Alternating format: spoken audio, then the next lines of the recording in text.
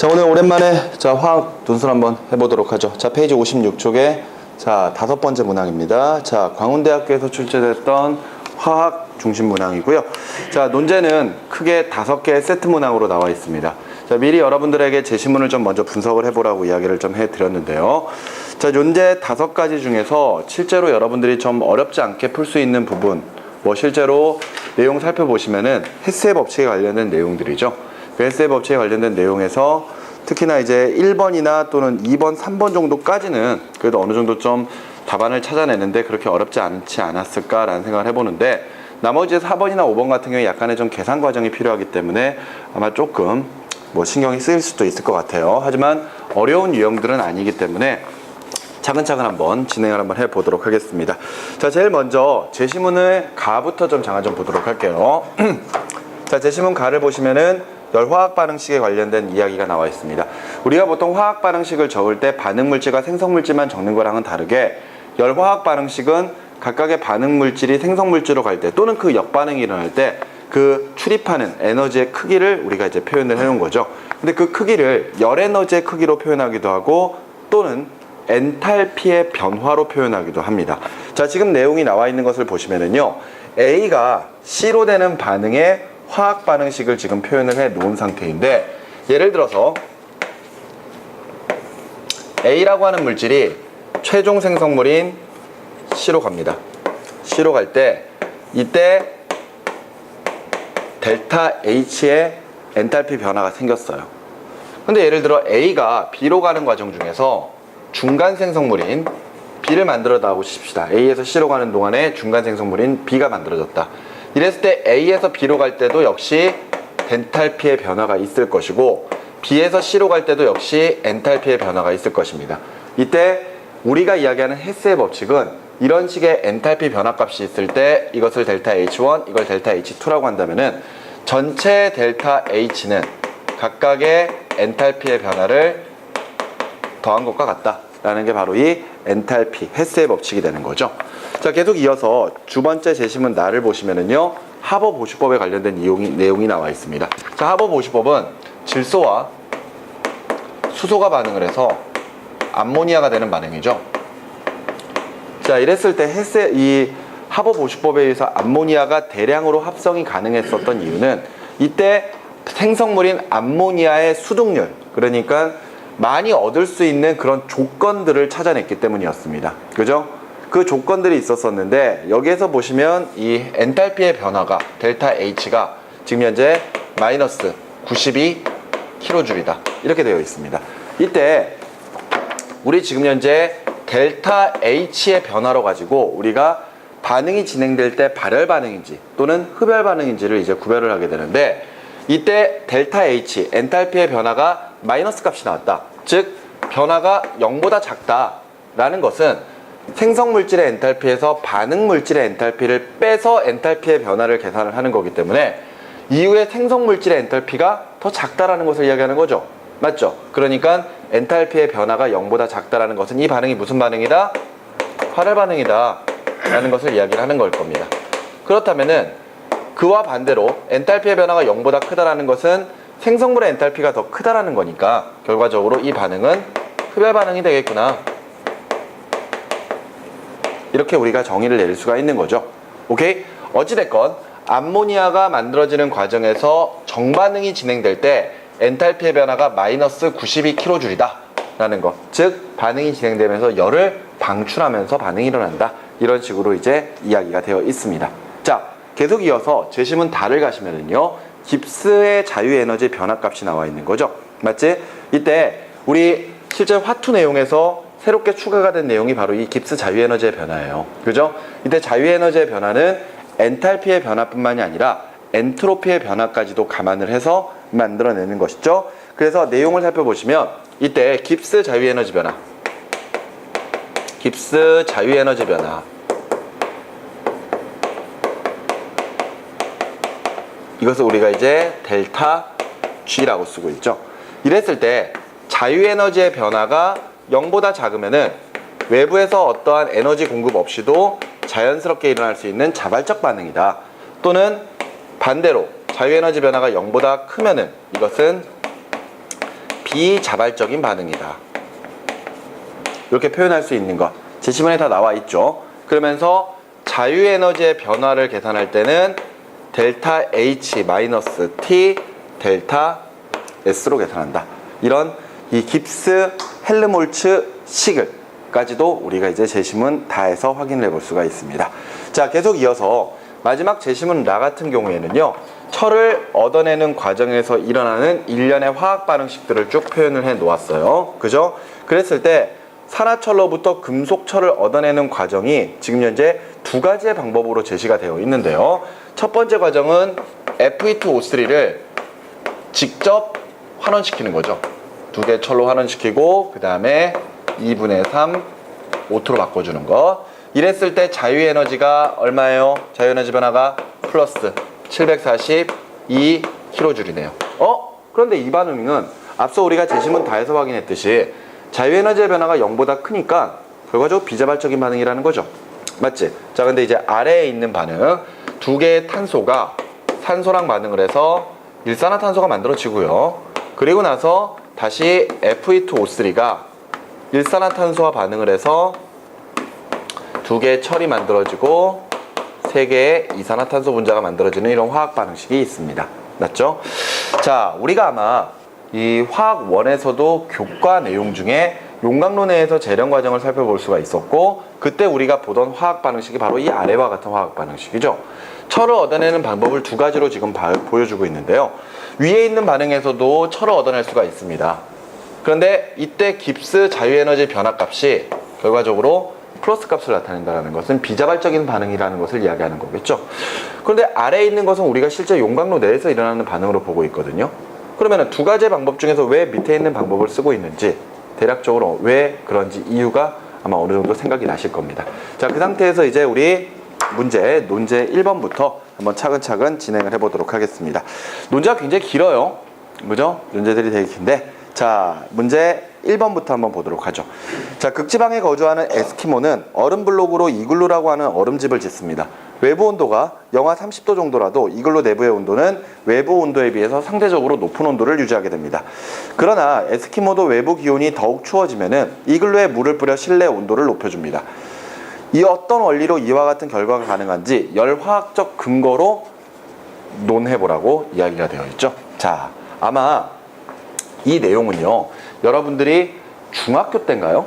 중학교 때부터 이미 여러분들이 다뤄왔었던 내용입니다. 믿기 힘들겠지만, 그죠? 자, 네? 그렇죠.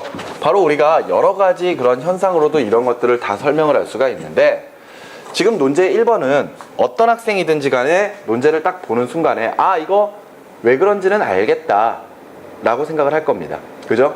결론부터 이야기를 하자면요, 지금 논제 1번은 이글루 내에 물을 뿌리는 이유인 거죠. 그지? 이랬을 때 여러분들이 생각하셔야 될 것은 바로 상태 변화일 겁니다. 그죠? 이때 이 상태 변화가 일어난다는 것은 고체에서 액체, 또는 액체에서 기체, 또는 그와 반대 방향으로 이렇게 진행하는 경우, 맞지? 이때 이제 열 에너지의 출입을 우리가 이야기를 하면 되겠죠.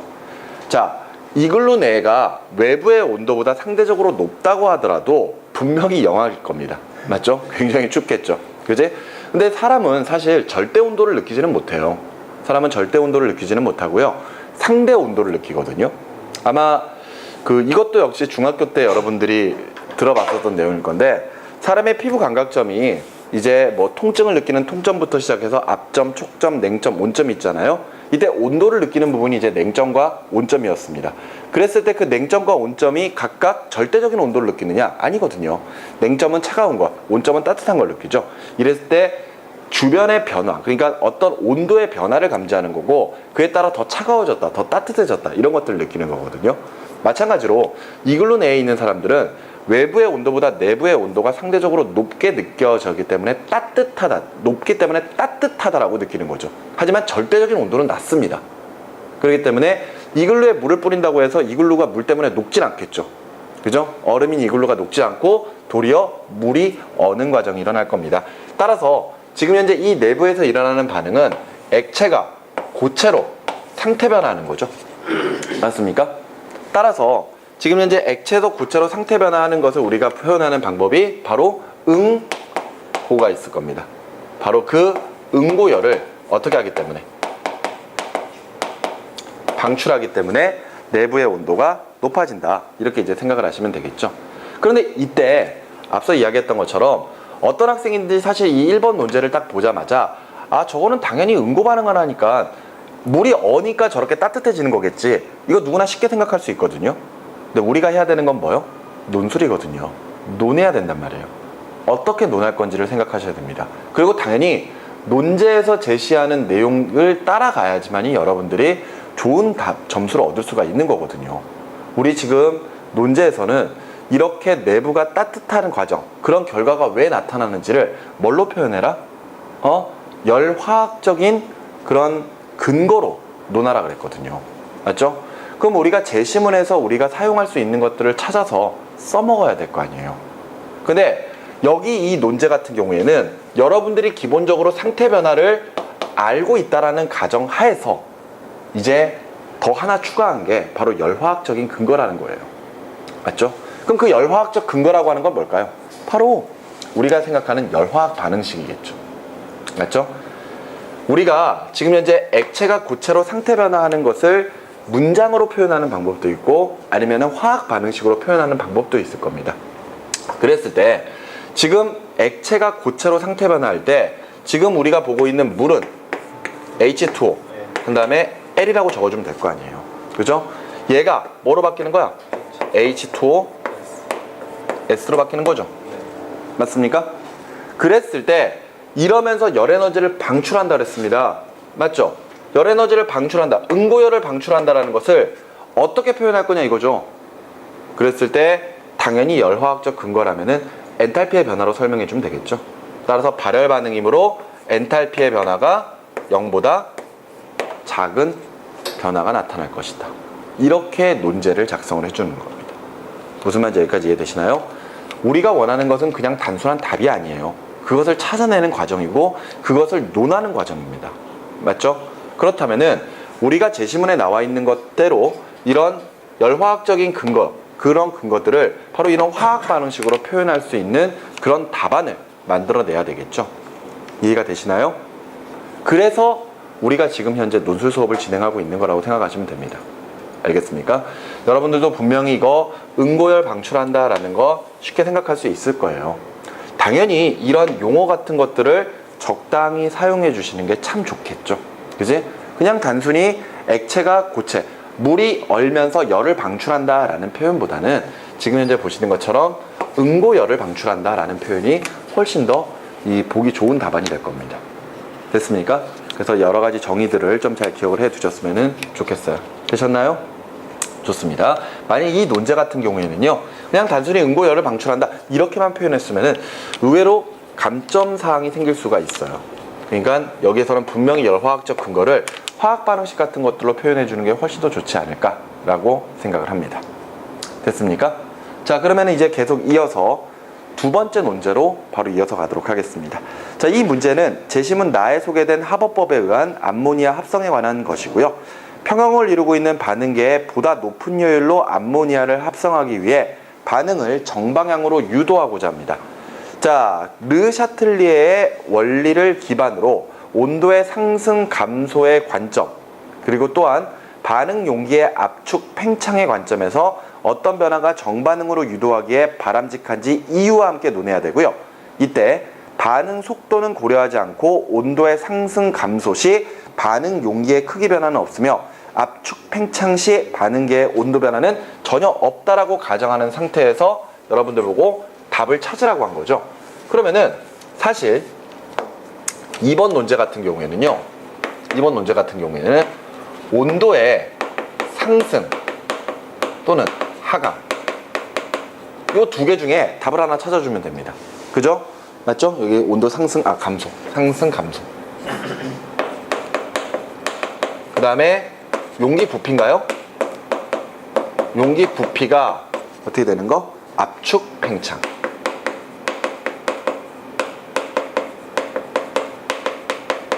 이 두 개 중에서 찾아주시면 돼요. 뭐 쉽게 이야기하면 이거죠. 뭐 예를 들어서 상승이면 상승에다 동그라미, 용기 부피가 압축되면 동그라미, 아니면 뭐 팽창되면 동그라미, 뭐 이런 식으로만 답을 적으면 되거든요. 그지? 그런데 이것은 여러분들이 일반적으로 푸는 이제 그냥 단순한 뭐 학교 내신 문제 형태? 하지만 우리가 해야 되는 건 뭐? 논술. 그죠? 그렇다면은 당연히 여러분들이 답안을 찾아 나가는 과정을 설명을 하셔야 될 겁니다. 그렇다면은 어떤 식으로 이제 설명을 해야 되느냐? 우리가 지금 보고 있는 합어보시법은 질소와 수소가 반응을 해서 암모니아를 생성하는 반응입니다. 이때 암모니아를 좀 더 많이 얻기 위해서, 즉 수득률을 높이기 위해서는 반응을 어느 방향으로 진행시켜야 된다? 정반응으로 좀 더 유도를 시켜야 되겠죠. 그런 상태에서 뭐를 기반으로? 르 샤틀리에의 평형이동 원리를 기반으로 가지고 여러분들 보고 설명을 하라 그랬어요. 맞죠? 역시 이 르 샤틀리에의 평형이동 원리는 우리가 보는 화투에 나와 있는 내용이긴 한데, 원래 논제 제시문에 이 논제가 르 샤틀리에의 평형이동을 물어봤으면은 사실 제시문에 나오는 게 맞습니다. 근데 여기 논제에서는 이게 안 나왔었어요. 그죠? 그러니까 어느 정도 기본으로 좀 알고 있는 상태에서 여러분들이 문제를 접해야 됐었다라는 것을 이야기하는 건데, 자, 르 샤틀리에의 평형이동 원리에 대해서 한번 좀 잠깐 생각을 해볼까요? 자, 반응물질과 생성물질이 서로 간의 정반응과 역반응이 모두 가능한 가역반응에서 평형 상태를 유지하고 있을 때 외부의 변화가 일어난다면은 그 외부의 변화를 줄이려고 하는 방향으로 다시 평형이 이동하는 것을 우리가 르 샤틀리에의 평형이동 원리라고 이야기를 하게 되죠. 오케이? 그런데 이 르 샤틀리에의 평형이동 원리에서 대표적인 예를 본다면은 일단 먼저 온도가 있습니다. 온도. 그죠? 예를 들어 온도가 상승하는 조건이라면요. 온도가 상승하는 조건이라면은 온도를 낮추기 위한 반응으로 진행이 될 거예요. 그렇다면은 상승될 때는 어느 방향으로 진행될 것이다? 바로 흡열 반응으로 진행될 것이다. 생각할 수가 있겠죠? 반대로 온도가 감소한다면, 작아진다면은요, 이번에는 반대로 온도를 높이기 위해서 반응은 어느 반응 쪽으로 진행될 것이다? 발열 반응으로 진행될 것이다. 이렇게 생각할 수가 있겠죠. 자, 그 다음에 압력입니다. 예를 들어서 압력이 증가하게 되면은 압력을 줄이려고 하겠죠. 그 압력을 줄이려고 하는 방법이 바로 기체 분자수를 감소시키려고 하는 반응. 즉, 압력이 증가하게 되면은 기체 분자수가 감소할 수 있는 방향으로 반응이 진행이 될 거예요. 반대로 압력을 감소시키게 되면은요, 압력을 증가시키기 위해서 기체 분자수를 증가시킬 수 있는 방향으로 반응이 진행이 되겠죠. 여기까지 되셨습니까? 자, 지금 이제 온도, 압력을 봤고요. 또 다른 조건들이 뭐가 있었죠? 예를 들어서 농도 같은 거 있었죠? 그죠? 농도 같은 것들. 이랬을 때 농도는 예를 들어서 물질을 더 첨가해 준다거나 뺀다거나 뭐 그런 식이었을 겁니다. 그죠? 근데 이 농도 같은 경우에는 예를 들어 농도가 줄어들면 농도를 늘리려고 할 거고, 반대로 농도를 감소시키게 되면은 농도가 증가하게 되면은 줄이려고 할 거고, 농도가 줄어들려면 다시 증가시키려고 할 것이다. 뭐 그런 식으로 이제 생각을 하시면은 되겠죠. 됐나요? 자, 그런데 우리에게 이제 지금 물어보고 있는 것은 지금 현재 암모니아의 수득률을 높이기 위해서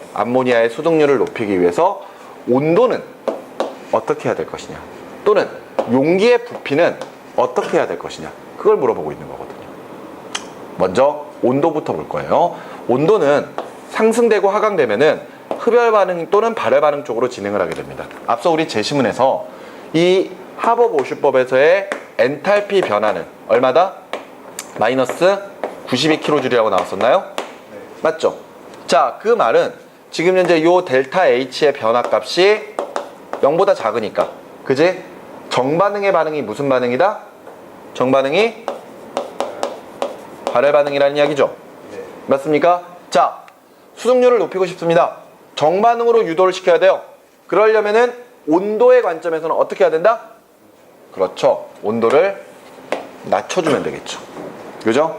온도를 낮춰주면은 다시 온도를 상승시키기 위해서 발열 반응 쪽으로 진행을 할 거예요. 근데 이때 암모니아의 합성 반응에서 정반응이 발열 반응이기 때문에 당연히 온도를 낮춰주는 게 훨씬 더 암모니아를 더 많이 얻어낼 수 있는 방법이겠죠. 여기까지 되셨습니까? 자, 이렇게 해서 일단 온도는 낮춰주는 게 좋을 것이다 찾아냈습니다. 자, 그럼 이번에는 용기의 부피를 볼까요? 용기의 부피를 압축시키거나 팽창시킨다는 것은 뭘 변화시키겠다는 이야기예요? 뭘 변화? 그렇죠. 압력의 변화를 일으키겠다는 이야기죠. 압력의 변화. 용기의 부피를 압축시키게 되면은 내부의 압력이 어떻게 된다? 압력 증가되는 거죠. 네. 반대로 팽창시키게 되면은 감소가 되는 조건일 거 아니에요. 맞죠? 자, 우리 반응물과 생성물질에서의 개수를 볼까요? 1대 3이고요. 입니다. 그 말인즉슨 반응물의 개수의 합, 즉 몰수비가 더 많고요. 마찬가지로 생성물질은 그게 더 적다라는 이야기죠. 자, 그런데 우리는 암모니아를 더 많이 얻어내고 싶은 거예요.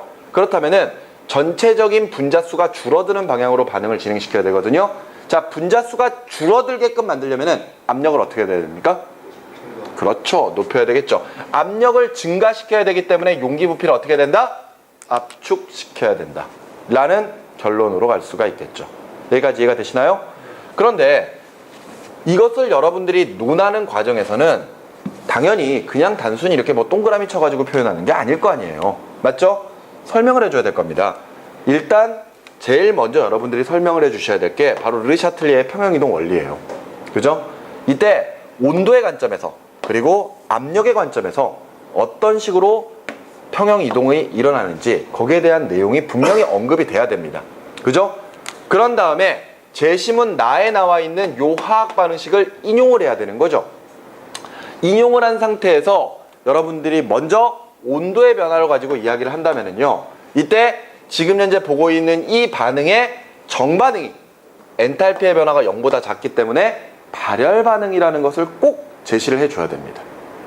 따라서 온도를 감소시킬 경우 정반응으로 평형 이동이 일어난다라는 것을 가지고 설명을 해주셔야 되겠죠. 자, 두 번째로 용기의 부피가 나오거든요. 그럼 용기의 부피는 압력이라는 것을 꼭 설명을 해주셔야 됩니다. 그죠? 용기의 부피가 압축되었다라는 것은 반대로 압력이 증가되었다라는 뜻이고, 그에 대한 반대로 팽창이 됐다는 얘기는 압력이 감소했다라는 걸 꼭 보여줘야 되겠죠. 따라서 정반응이 더 잘 진행되게끔 하기 위해서는 기체 분자수가 줄어들게끔 압력을 변화시켜야 되기 때문에 압력은 어떻게 해야 된다?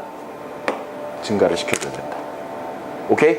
이런 식으로 해서 여러분들이 답안을 완성해 나가셔야 됩니다. 알겠죠? 그냥 단순히 온도는 감소, 용기 부피는 압축 이렇게 해서 끝내시면 안 된다는 이야기예요. 알겠죠? 자, 이렇게 해서 논제 2번까지 우리가 계속해서 살펴보았습니다. 됐습니까? 자, 계속해서 논제 3번으로 가보도록 하죠. 자, 문제 2에서 제시된 방법 이외에도 평형 상태에서 생성물인 암모니아를 제거하여 주어도 반응이 정반응으로 유도되고 높은 효율로 암모니아를 합성할 수가 있다. 그럼요. 지금 여기에서 보는 것처럼 이 암모니아를 이렇게 막 빼낼 거예요. 암모니아를 빼내게 되면은 암모니아의 농도가 감소하는 효과가 생기죠. 그러면 암모니아의 농도가 감소하면은 다시 암모니아의 농도를 증가시키기 위해서 정반응으로 진행이 될 거거든요. 맞죠?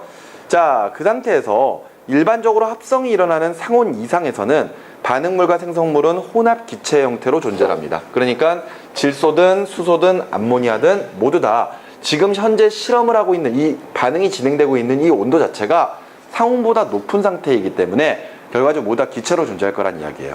그랬을 때 이때 암모니아만을 효율적으로 제거하는 방법을 분자 간의 힘의 원리를 기반으로 논해보라 그랬거든요. 자, 우리 지금 현재 앞서 2번 논제에서 암모니아를 더 많이 얻어내기 위해서는 온도 조건을 어떻게 해주면 된다? 낮춰주면 된다라고 이야기를 했었거든요. 그런데 우리가 실제로 하버 보시법에 따라 암모니아를 얻어내는 과정에서는 온도를 낮추지 않습니다. 도리어 온도를 높여버리죠. 실제 압력도 높이고 온도도 높여버립니다. 선생님, 그러면 온도를 높이면 역반응으로 진행되지 않아요?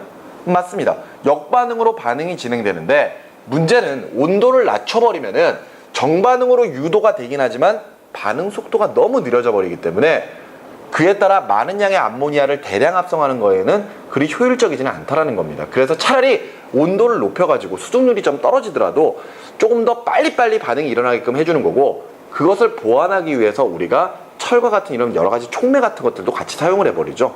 그래서 이제 암모니아를 대량으로 합성을 할 수가 있는 그런 방법을 찾아낸 겁니다. 맞죠? 그러다 보니까 자연스럽게 반응이 일어나는 온도는 3, 400도 이상이에요. 그러니까 얘네들이 모두 다 기체 상태로 존재하고 있는 거죠. 근데 그 중에서 암모니아만을 제거하고 싶은 거예요. 암모니아를 빼내면 암모니아의 농도가 감소하는 효과가 생기니까 정반응이 또 유도가 될 거란 말이죠. 근데 그런 과정을 어떻게 할 수 있는가를 여러분들에게 물어보고 있는데, 여기에서는 굉장히 큰 힌트를 주고 있습니다. 그 힌트가 바로 기체 분자 간의 힘을 가지고 논하라 그런 거잖아요. 여러 가지가 있겠죠. 암모니아를 제거할 수 있는 여러 가지 방법들이 있을 텐데, 그 중에서 여러분들에게 분자 간의 힘으로 가지고 설명을 하라 그랬습니다. 그죠? 기체 분자 간의 힘이 나왔으면은 당연히 그 힘의 종류도 알아야 되겠지만, 이 기체 분자 간의 힘이 의미하는 게 무엇인지를 생각하셔야 될 거 아니에요. 그죠? 우리 기체 분자들 사이에서 작용하는 힘의 크기에 따라 분자들이 가지게 되는 그 특성, 바로 BP, 끓는 점이죠. 그죠? 분자 간의 힘이 크면은 끓는 점이 높고요.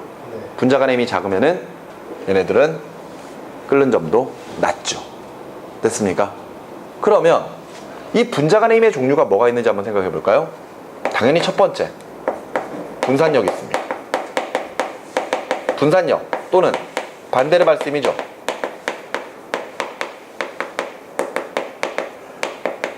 그죠? 자, 근데 이 분산력은 기체 분자들 사이에서 기본적으로 작용하는 힘입니다.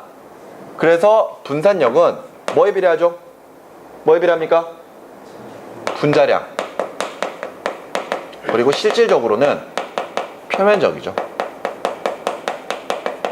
사실 표면적이 더 큰 영향을 미칩니다. 그런데 우리가 뭐 그냥 기체 분자들을 보고 얘가 어떻게 생겼는지 그걸 가지고 표면적을 계산하기가 좀 힘드니까 상대적으로 분자량이 클수록 표면적이 클 것이다, 이렇게 감안을 하고 있는 거죠. 자, 그랬을 때 분자량이 크면 클수록 그만큼 분산력도 커질 수 있다는 것을 우리가 알 수 있고요. 두 번째는 쌍극자간힘이죠. 근데 이 쌍극자간의 힘은 쉽게 말해서 극성 분자와 무극성 분자의 차이인 거죠. 그지? 결과적으로 극성 분자 사이의 인력이 무극성 분자 사이의 인력보다는 크다 라는 것을 이야기할 겁니다. 맞죠? 세 번째가 뭐죠? 세 번째가 수소결합이죠. 수소결합은 플로린, 산소, 질소 등과 직접 연결되어 있는 수소가 다른 분자의 플로린, 산소, 질소 등과 강한 결합을 형성하는 것을 수소결합이라고 합니다. 그죠? 이 세 가지가 분자 간에 작용하는 힘이죠. 앞서 이야기했던 것처럼 문제에서는 굉장히 큰 힌트를 주고 있는 거거든요. 분자 간의 힘으로 가지고 설명을 하라는 이야기는 결과적으로 끓는 점 차이를 가지고 논하라는 이야기예요. 그러면은 이 세 가지의 이 힘들이 각각 서로 간에 얼마만큼의 크기로 작용할 수 있는지 한번 좀 생각을 해보도록 하죠. 여러분들 세 가지의 기체가 나왔습니다. 질소, 수소, 암모니아, 세 가지가 나와 있거든요. 그럼 먼저 분산력부터 볼까요? 분산력은 뭐에 비례한다? 분자량에 비례한다. 그렇다면은 이때 분자량이 가장 작은 기체는 뭐죠? 수소 기체입니다. 그죠? 분자량이 얼마 정도 되죠? 2죠. 자, 그 다음은 누굴까요? 그렇죠. 암모니아입니다. NH3예요. NH3가 얼마 정도 되죠? 17 정도 되죠. 그러니까 이렇게 좀 더 커지긴 해요. 그런데 질소 분자는 28 정도 나타나죠. 얘가 더 큽니다. 암모니아보다 질소 분자가 더 분산력이 크네요. 맞죠? 자, 그런데 이번에는 쌍극자간의 힘을 좀 보도록 하죠. 쌍극자간의 힘에서 우리 무극성 분자는 뭐가 있나요? 무극성 분자는 수소 그리고 질소가 있죠. 그런데 극성 분자는 암모니아가 극성 분자잖아요. 맞죠? 그렇다면 당연히 분자 간의 힘은 무극성보다 극성이 클 것이라는 것 우리가 생각할 수 있겠죠. 우리 앞서 분산력이라고 하는 것은 분자 사이에 작용하는 기본적인 힘이라고 그랬거든요. 물론 분산력이 굉장히 크다면은 일반적인 쌍극자 간의 힘의 극성 분자보다 무극성 분자가 끓는 점이 더 높아질 수도 있습니다. 하지만 사실 생각해보면은 얘네 둘 차이는 그렇게 큰 편은 아니거든요. 뭐 물론 거의 2배 조금 안 되긴 하지만 그래도 이 정도라면은 사실 그렇게 분산력 차이가 그렇게 크진 않다라는 거예요. 그런데 지금 현재 질소 같은 경우에는 지금 무극성 분자지만 암모니아 같은 경우는 극성 분자예요. 그러면은 분산력에다가 극성 분자 사이에 작용하는 힘까지 지금 더 더해져 있는 거거든요. 그런데 그것뿐만이 아니라 수소결합. 이 수소결합이 최고죠. 그죠? 분자 간의 힘 중에 짱짱맨이란 말이야. 얘가 최고란 말이야. 그래서 분산력 작고, 그지? 뭐 쌍극자 간의 힘도 작다고 해도 수소결합할 수 있으면 얘가 최고입니다. 근데 질소나 수소기체는 수소결합할 수 있나요? 못해요. 하지만 이 수소결합에서 암모니아는 가능하죠. 암모니아가 수소결합이 가능하다는 이야기는 결과적으로 분자 간의 힘을 총 정리했을 때 가장 분자 간의 힘이 큰 게 뭐다? 암모니아일 것이라는 것을 예상을 할 수가 있는 거죠. 그리고 그 다음에 수소나 질소 같은 경우에는 사실 뭐 특별히 구별할 필요는 없지만 질소가 분명히 수소보다는 더 클 것이다. 뭐 이런 거까지도 예상을 할 수가 있습니다. 하지만 주어진 자료로 명확하게 판단하지 못할 경우에는 확실한 암모니아가 분자 간의 힘이 가장 클 것이다 라는 것까지 설명을 해주시면 돼요. 아시겠죠? 이게 지금 현재 질소가 수소보다 더 크다라는 것은 분산력이 크기 때문에 그런 거긴 하지만, 그제? 만약 혹시나 다른 현상들 때문에 꼭 항상 예외적인 조건 같은 게 있잖아요. 그런 것 때문에 달라질 수는 있는 거거든요. 그러니까 만일 약간 좀 설명하기 애매하다라는 생각이 든다면은 굳이 여기까지는 설명을 하지 않으셔도 됩니다. 대신에 암모니아라고 하는 이 기체가 가장 분자 간의 힘이 클 것이다. 여기까지만 여러분들이 서술을 해주셔도 상관이 없다는 이야기예요. 자, 아직까지 끝이 아닙니다. 알겠습니까? 이래서 암모니아의 지금 현재 분자 간의 힘이 가장 커요. 그 말은 끓는 점도 가장 높다는 이야기죠. 그러면은 암모니아를 효율적으로 얻어내기 위해서 어떤 방법으로 저 암모니아를 얻어내면 될까 생각해 봐야 되겠죠. 온도를 낮춰주면 되겠죠. 그지?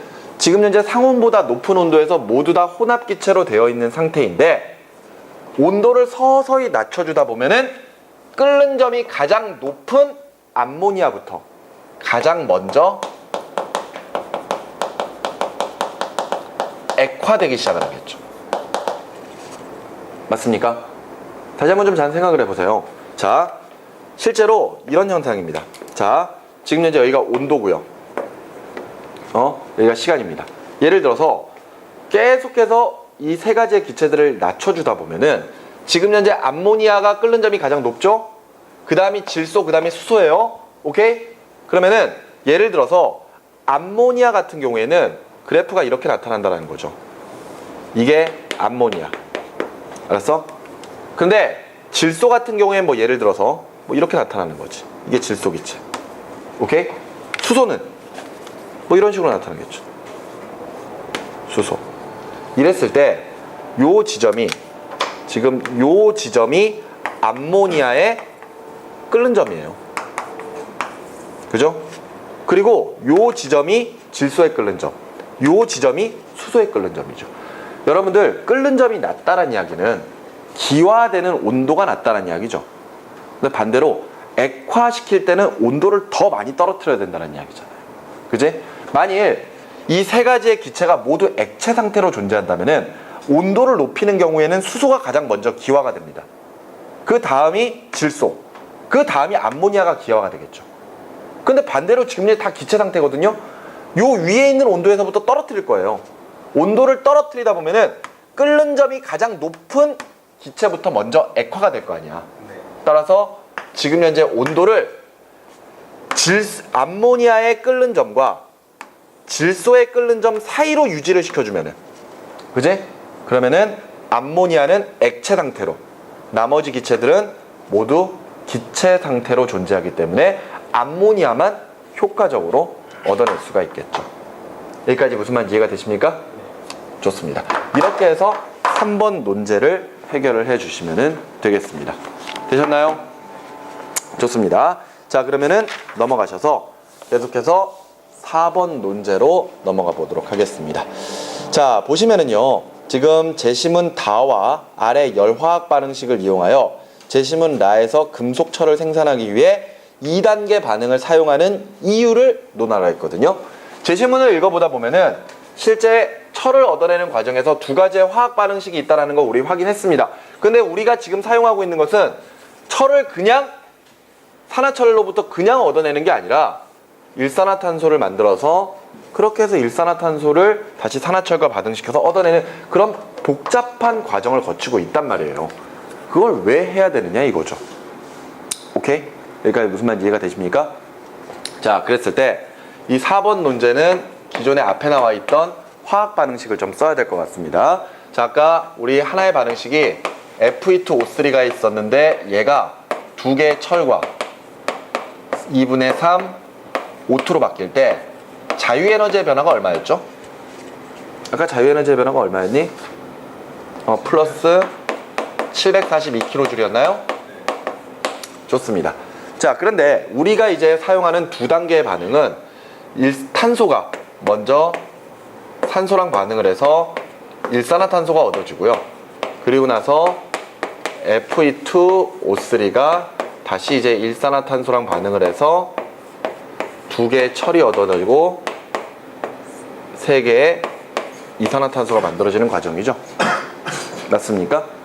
그때 지금 현재 2단계 반응을 사용하는 이유, 이걸 물어보고 있어요. 그러니까 왜 얘는 안 쓰고 얘를 쓰냐 이거지. 그지? 그런데 아까 우리 제시문에서도 확인했듯이 요게 지금 자유에너지의 변화가 플러스 값이니까 이 반응이 비자발적인 반응이라는 거죠. 그죠? 어떤 반응이 비자발적인 반응이라는 것은 반응물이 생성물질로 가는 것은 잘 일어나지 않는다는 겁니다. 그와 반대로 생성물질이 반응물질로 가는 것은 잘 일어난다는 얘기죠. 이게 뭐예요? 역으로 가는 게 녹쓰는 거잖아. 그지? 산화되는 거. 그죠? 녹쓰는 거. 그건 잘 된다는 이야기지. 그러니까 거꾸로 환원시키는 과정, 그냥 환원시키는 과정은 굉장히 좀 어렵다라는 겁니다. 그렇다면은 여기에서는 우리 자유에너지가 얼마가 나오는지를 확인을 해보면은 왜 이걸 쓰는지 알 수가 있겠죠. 이때 우리가 이것을 알기 위해서 여러분들에게 또 하나 알려주고 있는 게 바로 일산화탄소가 이산화탄소로 바뀌는 과정에서의 자유에너지 변화예요. 자, 일산화탄소가 CO가 2분의 1 O2랑 반응을 해서 2분의 1 O2랑 반응해서 CO2가 될 때 이때 자유에너지의 변화가 얼마인가요? 자유에너지의 변화가 마이너스 257이네요. 그죠? 자, 그랬을 때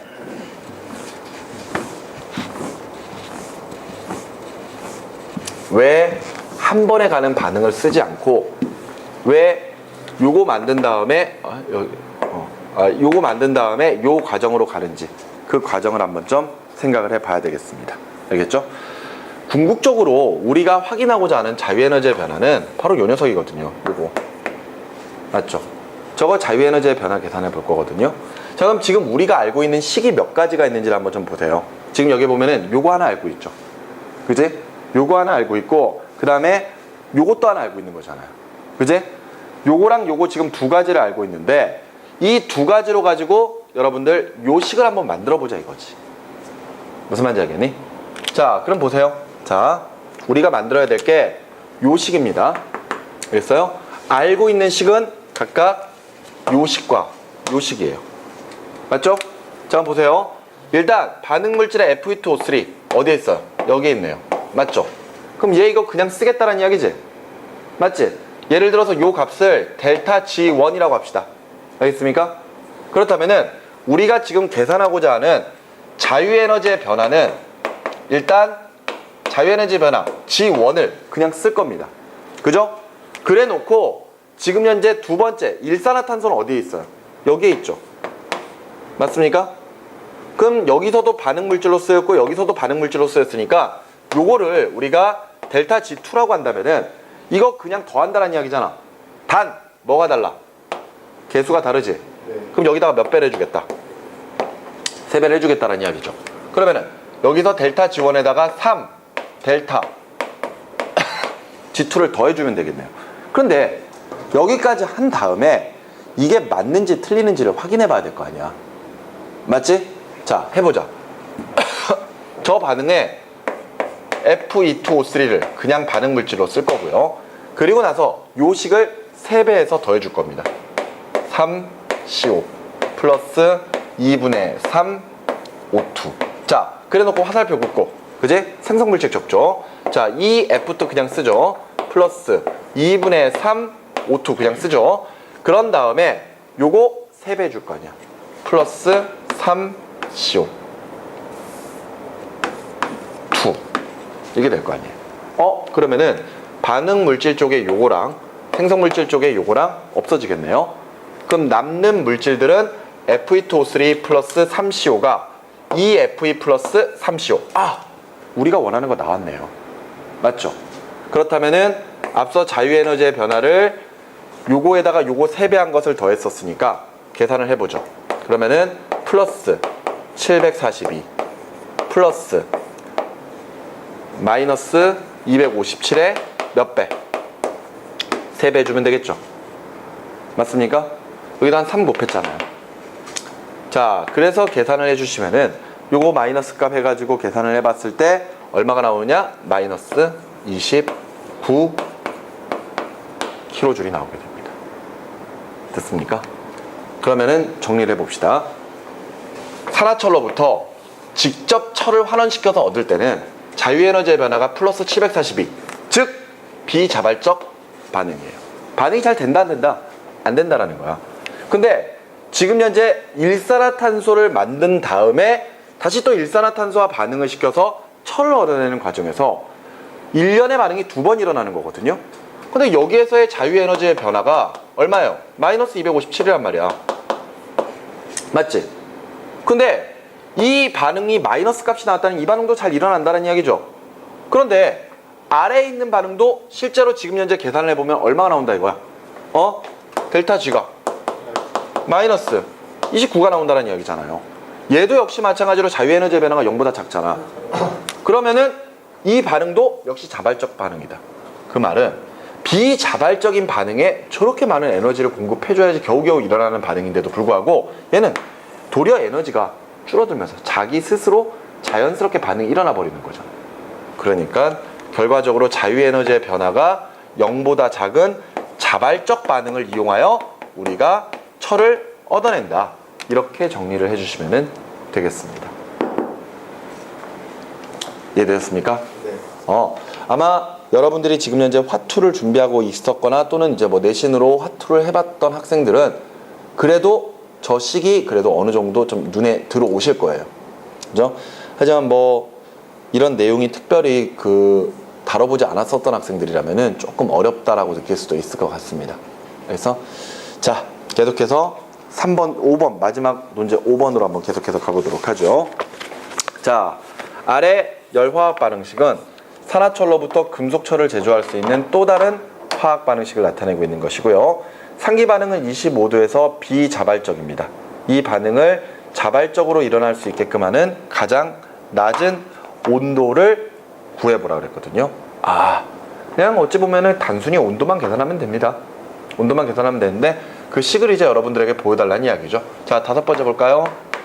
5번째. 자, 반응은 이번에는 Fe2O3를 누구랑 반응시키는 거야? 수소랑 반응시키네요. 수소랑 반응시켜서 지금 현재 철을 얻고 물을 얻어냅니다. 물을 얻어내고 있는데 이 반응에서 지금 현재 델타 H가 그러니까 25도일 때 지금 현재 얼마? 플러스 99. 그리고 이때 자유에너지의 변화 델타 S가 역시 25도일 때 얼마? 플러스 0.14 kJ/K. 여기 나와 있거든요. 자, 그런데 앞서 이야기했던 게 지금 25도에서는 비자발적인 이 비자발적인 반응이라며요. 그러면은 이 반응이 자발적으로 일어날 수 있는 그 온도가 얼마가 되겠는가? 이걸 물어보고 있습니다. 그죠? 우리 앞서 제시문에 나와 있는 내용 중에서 깁스 헬르멜츠 식이 나와 있었죠. 자, 거기에서 보시면은 자유에너지의 변화는 델타 H, 엔탈피의 변화에서 마이너스 T 델타 S로 가지고 계산할 수 있는 거잖아요. 네. 델타 H와 델타 S는 이미 정해져 있습니다. 값이. 그래 놓고 요 절대 온도가 얼마냐에 따라서 델타 G가 바뀔 수가 있는 거잖아요. 그런데 델타 G가 0보다 크면은 이건 비자발적인 반응이지. 반대로 델타 G가 0보다 작으면은요. 자발적 반응이죠. 그죠? 그럼 이 값이 마이너스 값이 되게끔 만들어주면 될 거 아니야. 그 말인즉슨 델타 G가 0이 될 때, 오케이? 델타 G가 0이 되는 그 순간, 델타 G가 0이 된다는 이야기는 결과적으로 반응이 어느 쪽으로도 진행되지 않는다는 이야기입니다. 즉 평형 상태라는 이야기죠. 그죠?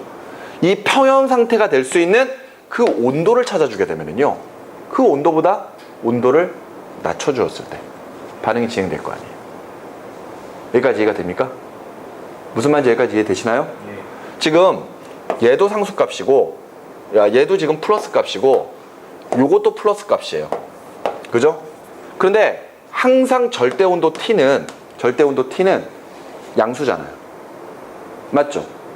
그러면은 요 값을 계산한 절대온도가 있을 겁니다. 근데 그때는 요 값이랑 요 T 델타 S 값이 동일한 거잖아. 근데 마이너스가 된다는 얘기는 T 델타 S가 더 커져야 된다는 이야기 아니야? 네. 그치? 그럼 그때 T 값이 어떻게 되는지 그걸 보면 되겠네요. 그러면은 T 값을 높여줘야 되겠네, 그때부터는. 그치? T 값을 높여줘야 되겠네. 자, 그럼 어찌됐건 T를 찾아주면 되겠네요. T. 맞나요? 어떻게 찾을까? 식을 대입해서 넣어도 되겠지. 아니면은 이런 방법이 가능하지 않을까요? 자, 어떤 방법을 쓰셔도 됩니다. 델타 G는 델타 H 마이너스 T 델타 S예요. 그러면은 값들을 대입해서 델타 G가 얼마가 되면 된다? 0. 0을 찾아. 0을 찾아서 델타 H가 얼마? 델타 H가 플러스 99잖아요. 그치? 여기에다가 마이너스 T 절대 온도잖아. 273에다가 섭씨 온도 T를 더한 거죠. 그치? 거기에 곱하기 델타 S는 얼마? 플러스 0.14. 단위 뺄게요. 이렇게 해서 계산했을 때 T가 얼마야? 이렇게 나오면은 가능하겠지. 맞지? 아니면 이게 지금 음수값이 돼야 되니까 0보다 어떻게 되면 된다? 작다. 맞죠? 0보다 작다. 이렇게 해서 계산해도 되겠지? 아니면은 아예 식을 좀 정리를 해버려도 됩니다. 그치? T는 하고 묶어도 상관이 없는 거잖아. 맞지? 네. T는 하고 묶으면 이거 넘겨버리고 넘기고 빼주고 그걸 가지고 또 델타 S로 나눠주고 그러면은 델타 S분의 뭐가 되는 거냐? 델타 H 마이너스 델타 G가 되는 건가요? 맞죠? 이렇게씩 만들어낼 수 있을 거 아니야. 근데 어차피 G가 얼마가 들어가면 돼? 일단 0이 들어가면 되지. 그런 다음에 여기에 얼마가 들어가면 돼? 여기에 플러스 0.14가 들어가면 되겠고 여기 얼마 들어가면 돼요? 플러스 99 들어가면 되죠. 그래서 T가 얼마다 이렇게 정리하면 되겠죠. 그렇게 해서 계산한 온도는 707켈빈입니다. 707켈빈. 따라서 섭씨 온도 T는 몇 도다? 434도다 라는 결론으로 가주시면 되겠죠. 되셨습니까? 자, 이렇게 해서 우리가 화학 논제를 한번 다뤄봤습니다. 자, 잠깐 또 칠판 정리할 동안 여러분들 지금 우리가 봤었던 이 문제들 필요한 부분들을 정리를 해 주시기 바랍니다.